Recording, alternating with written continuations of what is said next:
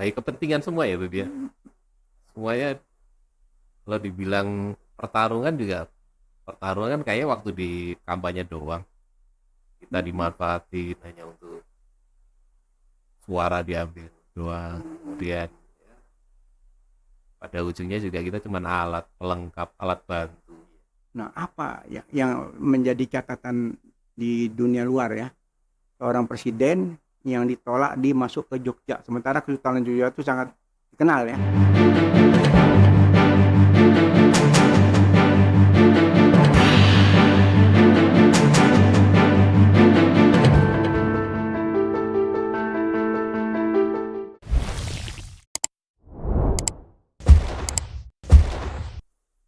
Bismillahirrahmanirrahim. Assalamualaikum warahmatullahi wabarakatuh. Waalaikumsalam warahmatullahi wabarakatuh. Rabbi shrah li sadri wa yassir li amri wahlul 'uqdatam min lisani yafqahu qawli. Jumpa lagi di Peace dan Has Channel dengan tokoh muda Master Hanis. Gimana Mas Hanis, sehat? Alhamdulillah. Alhamdulillah. Rupanya semakin hari makin jadi profesor nih kelihatannya. Sehat ya? Iya, saking mikirin perpolitikan nasional sampai gundul kepalanya. Gimana Mas Hanis? Ya lagi mantau-mantau aja. Oh gitu Ikutin ya. aja gitu. Oh, tapi kayaknya sih cukup serius sih ngomong mikirnya. Ini aja sih apa akhir-akhir ini kan jadi agak fokusnya ke statement-statement Pak Prabowo. Oh, Jadi menunggu terakhir kan dia ngomongin ini nih apa soal kekuasaan yang tidak boleh diteruskan itu loh.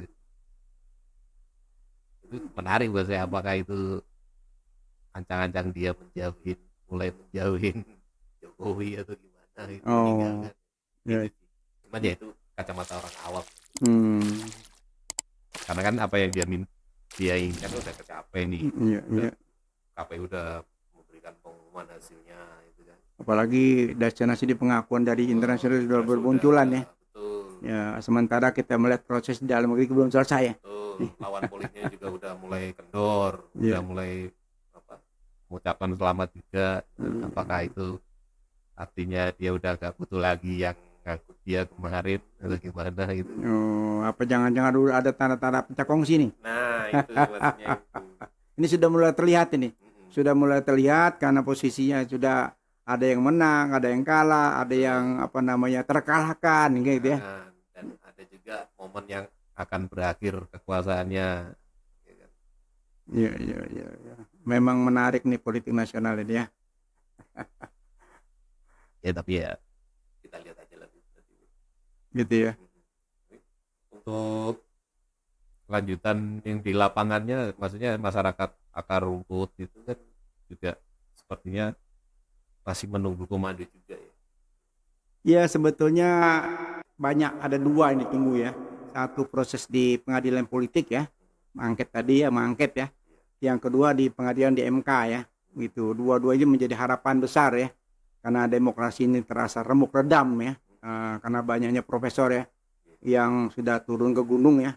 Hampir semua kampus turun, mahasiswa turun, masyarakat awam semuanya turun, sehingga sebetulnya kalau kita melihat politik nasional ini semakin mendidih.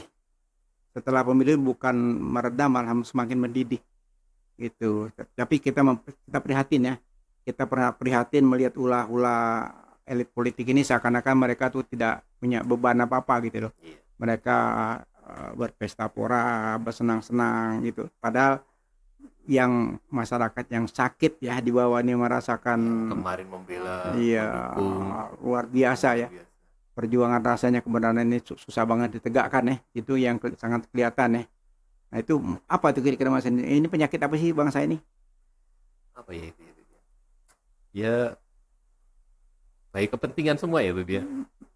Semuanya kalau dibilang pertarungan juga pertarungan kayaknya waktu di kampanye doang.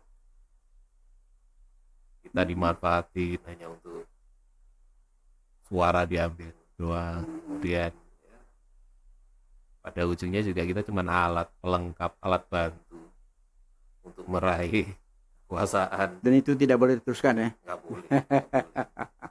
Harus disudahi ya. Ya, karena perilaku elit politik ini yang memang mesti banyak belajar ya. Banyak belajar lagi karena memang banyaknya apa namanya kritik ya yang tajam dari hampir seluruh kampus turun itu menunjukkan bahwa politik kita demokrasi kita ini lagi sakit parah ya. Ya sebenarnya itu indikator paling paling penting ya Bib ya. Kalau sudah guru besar dan budayawan itu kayaknya itu udah bener-bener indikator yang menunjukkan ini sangat kritis dan bahaya. Loh, kita sekarang melihat beberapa hari terakhir ini itu Jogja itu menolak kedatangan Jokowi. Itu suatu budaya apa namanya penolakan oleh masyarakat Jogja itu yang sangat luar biasa. Ya mereka turun ke lapangan, mereka menolak kedatangan presiden loh. Masih presiden ini. Kebayangkan. Nah, apa ya yang menjadi catatan di dunia luar ya? Seorang presiden yang ditolak dimasuk ke Jogja. Sementara Kesultanan Jogja itu sangat dikenal ya. Itu gimana menurut Mas itu? Ya itu kalau ngomongin Jogja kan gak jauh-jauh dari Jawa Tengah ya, meskipun itu keduanya adalah provinsi yang berbeda. Tapi menurut Habib ada nggak itu hubungannya dengan Jawa Tengahnya? Karena di situ kandang banteng yang tempatnya kalah. Kalau saya melihat kalau memang Jogja ini terutama Sultan ya, beliau itu tegak lurus. Beliau itu tidak ke kanan dan ke kiri. Dia betul-betul sebagai penegak hukum saya lihat. Dia betul-betul seorang raja yang wise ya menghadapin. Jadi dia punya pendirian yang sangat tegas tentang demokrasi. Ya begitu dia merasa itu caranya masyarakat Jogja menolak. Itu juga saya yakin kalau tanpa restu kesultanan atau itu nggak mungkin terjadi ya. Tapi kalau saya ingat waktu itu Sultan juga pernah berpesan kan ke Pak Jokowi, jangan pernah mengkhianati Bu Mega. Itu, itu kan. Itu catatan. Mungkin sekarang ditunjukkan kan, kalau kemarin sudah diperingatkan, tapi tetap diabaikan ya, diabaikan sehingga ini menunjukkan satu sikap yang menurut saya itu ya patut dipertimbangkan, jangan dianggap angin lalu gitu loh. Ini pelajaran mahal buat yang sedang berkuasa saat ini, bahwa apapun ya apalagi seorang raja yang masih berkuasa yang punya andil besar terhadap bangsa ini ya, kalau bukan ada karena Kesultanan Jogja mungkin kita juga belum merdeka saat ini. Iya, karena Jogja juga mendanai perjuangan dengan sangat luar besar. biasa. Jogja dan Aceh itu kan, iya. Itu makanya daerah istimewa itu memang dia istimewa. Kalau dirupiahkan sekarang mungkin ada ratusan triliun. Nah, itu tidak bisa terbayangkan kita. Jadi kemerdekaan ini direbut bukan sembarang orang itu turun tangan ya, dengan keilmuannya, dengan keuangan dan segala-galanya. Nah, mereka tuh berasa terusik ya dengan budaya ini yang diobrak-abrik oleh apa namanya syahwat politik ya, syahwat politik yang ingin menegakkan apa namanya dinasti yang ditolak semana-sana sini, tapi mereka seakan-akan ya semua dianggap remeh. Apalagi bukan sekedar dinasti politik tapi family juga. Ya, KKN-nya yang paling parah itu sesuai dengan apa namanya TAP MPR tentang KKN itu sudah bablas semuanya dah. Itu memang banyak sekali cacatnya tentang KKN itu yang perlu kita tegakkan kembali ya. Kalau korupsi sudah parah, apalagi yang apa namanya nepotismenya dan kolusinya itu yang memang merajalela ya.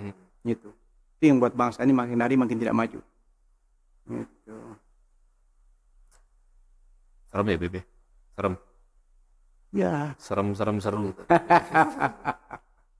Serem seru ya. Masya Allah. Baiklah, bisik-bisik politik kendaraan dengan apa namanya tokoh muda. Ya, Mas Anies ini salah satu penggemar berat ya, calon tokoh perubahan ya. Yang sampai detik ini kita masih berharap ya bahwa tokoh perubahan ini bisa eksis ya. Insya Allah ya Mas Anies ya. Insya Allah saya menggemari bukan waktu Pilpres ini saja, waktu masih jadi rektor itu saya juga fansnya dia. Iya. Ya perlu sosok perubahan dan itu ada pada 01. Kelihatannya kesempatan masih sangat terbuka. Kita lihat dua pengadilan ini, satu pengadilan politik, satu lagi pengadilan hukum, dua-dua yang berjalan berbarengan, ditopang oleh civil society yang bangkit ya, yang bangkit di mana-mana, guru besar, mahasiswa, kampus, nanti ditambah lagi buruh ya. sehingga proses pemakzulan bisa terjadi ya, rasa-rasanya seperti itu. Dan nanti kan ada momen May Day kan, May Day. setelah Lebaran ini kan ada May Day kan, tanggal 1 Mei, sambil menunggu Wah, serem juga ya, nunggu hari May Day ya. May Day. Baiklah, bisik-bisik politik kadang-kadang kita akhiri dengan wabillahi taufik wal hidayah. Wassalamualaikum warahmatullahi wabarakatuh. Terima kasih banyak waktunya, Mas Anies. Sama-sama. Ya, kita lanjutkan dengan episode yang lebih menarik dan tajam.